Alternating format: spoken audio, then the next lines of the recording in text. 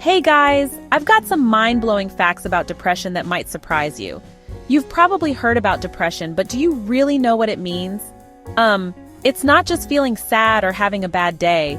Depression is like a serious medical condition that affects millions of people worldwide.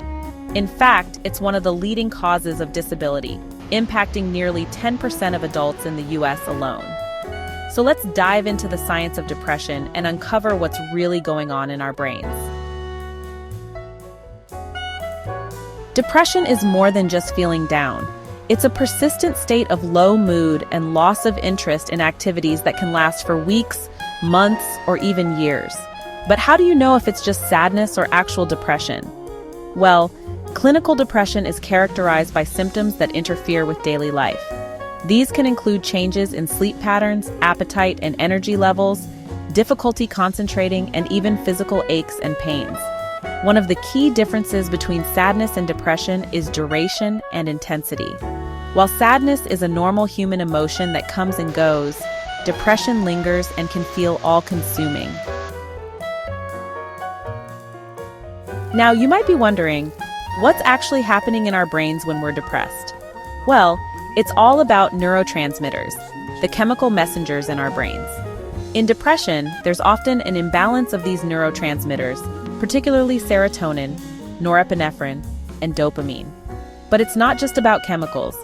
Brain imaging studies have shown that depression can actually change the structure and function of certain brain regions.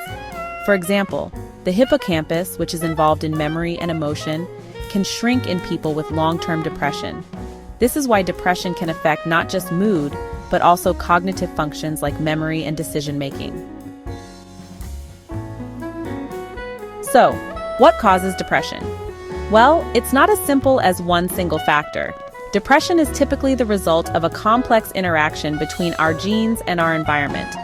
Some people might have a genetic predisposition to depression, but that doesn't mean they'll definitely develop it.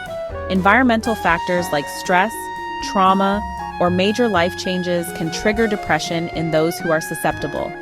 Other risk factors include chronic illness, certain medications, and even the time of year, as in the case of seasonal affective disorder.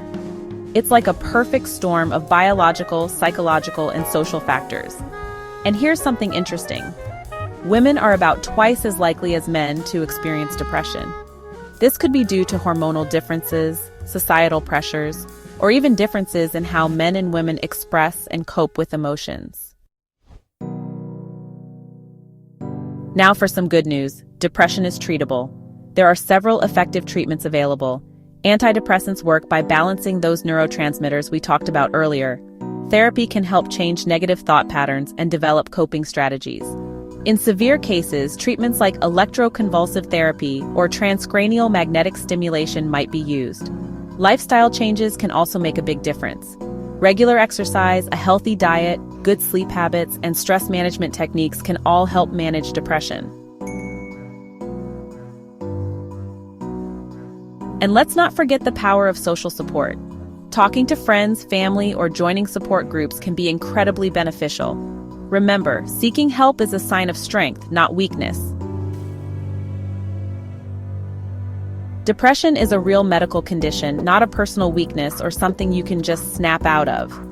By understanding the science behind depression, we can help break the stigma and encourage more people to seek help. Remember, you're not alone in this fight. With proper treatment and support, recovery is possible. So let's keep the conversation going and create a world where mental health is taken as seriously as physical health.